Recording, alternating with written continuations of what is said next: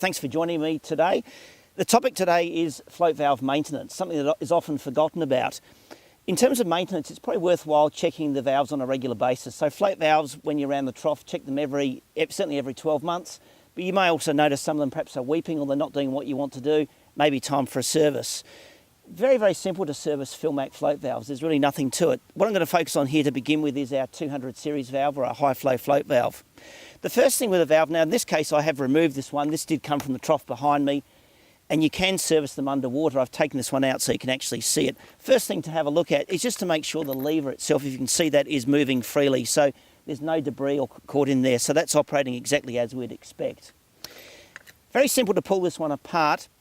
A couple of clevis pins in the body there and just held together with one of these R pins. Very simple to pull the R pin out.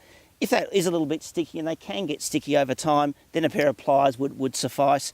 Again, sometimes they get a bit sticky and you just need to give the clevis pin a tap. It just depends on where they've been installed.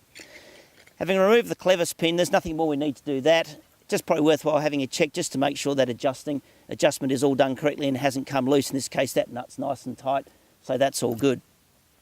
Do the same thing here on the top one. Simply pull that R pin out and remove that top clevis pin.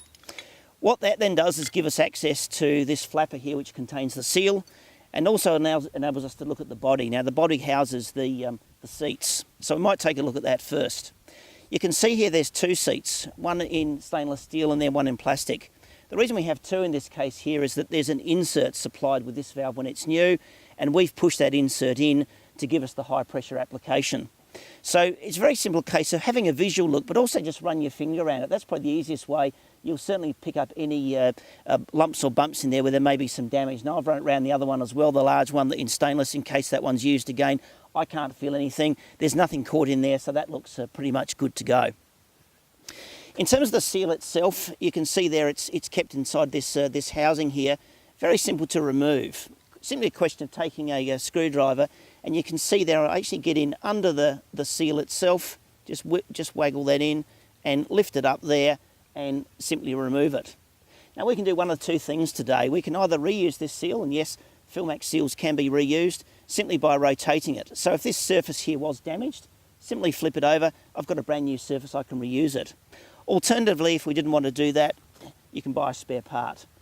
Spare parts readily available from your local dealer. Generally though, you'll get one reuse of them, and I say only one is because over time rubbers do become hard, so just be aware of that. But certainly if this has been in the field for 2 or 3 seasons, we can certainly reuse this rubber seal. You can see there all I need to do is push that back in under there and just make sure that is right back in place so it's not going to come loose. Have a good check, that is completely retained, no problems there. So that's good to go for a couple more seasons. Reassembly is very straightforward, just the way it came out. Put the flapper into place, slide that clevis pin through, like that, just line it up there, and put our first R pin back in. So there, just get the R pin back in. I recommend, rather than just go back on one location, I push it the whole way through, so should cattle want to play with it, it gives you a bit more reassurance that it's not going to come loose. Then a question of grabbing the cam and the arm, and once again, same thing, grab the clevis pin, and simply slide that clevis pin through, and this one's probably a little bit more difficult, but get that through, just line that up like that, push that through, and again the same thing, grab the pin, hopefully you've left it in a position you can find it, slip that R pin through like that, all the way through. Terrific. Just check there's no, that all looks really good. So this valve is ready to reinstall, and we are good to go for another 2 or 3 seasons.